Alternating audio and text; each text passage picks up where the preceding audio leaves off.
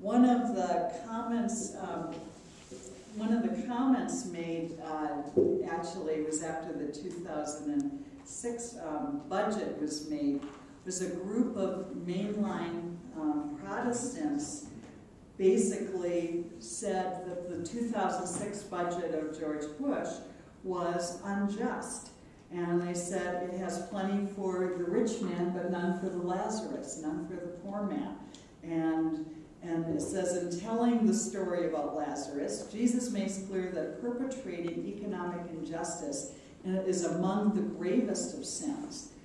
So he says, we learn to read our newspapers and to make our decisions through the lens of faith, and making that idea of how does power work and how do we equalize power.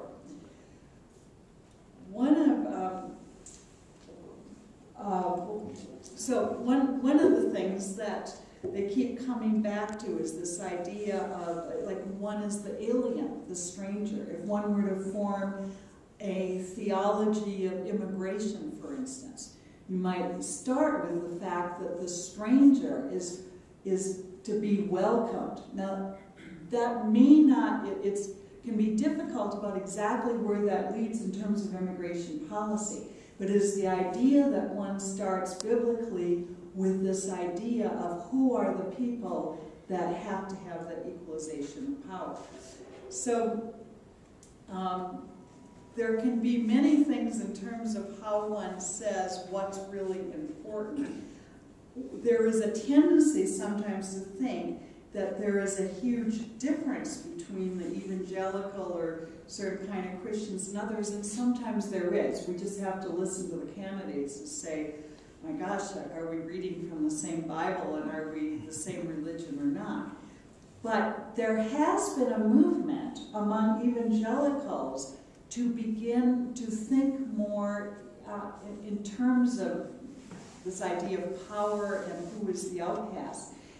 It's rather interesting, but in 2005, the National Evangelical Conference did a paper. It was called For the Health of the Nation, an Evangelical Call to Civic Responsibility. Now, not all evangelicals signed this paper, but it's interesting to read how this paper from the evangelicals comes out very similar to the theology of more progressives, because it says, what are we to address? What is the government to address, knowing that there are so many problems that cannot be addressed individually? It has to be addressed politically and through the just ruler. And their list includes disaster relief, refugee resettlement, the fight against AIDS and HIV, human rights abuses, slavery, sexual trafficking, prison rape, and it says the protection and well-being of families and children, of the poor, the sick, the disabled, and the unborn, for the persecuted and oppressed, and of the rest of the created order. One of the things that can flow out of that sense of how do you help that which is oppressed comes in ecology, for instance.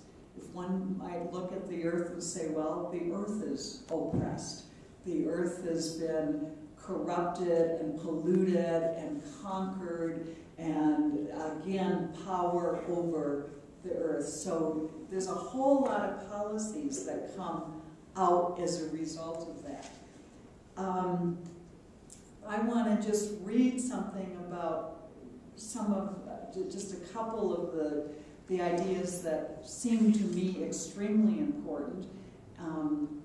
What are some of the policies, or what are the ideals of Christianity that would come together in terms of our political policy?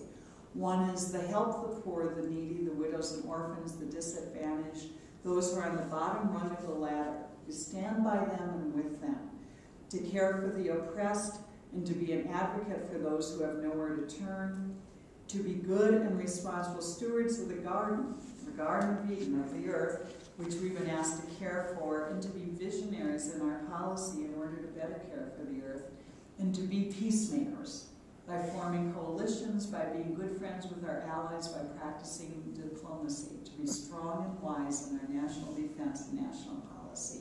And perhaps perhaps, to beat our swords into plowshares and study war no more.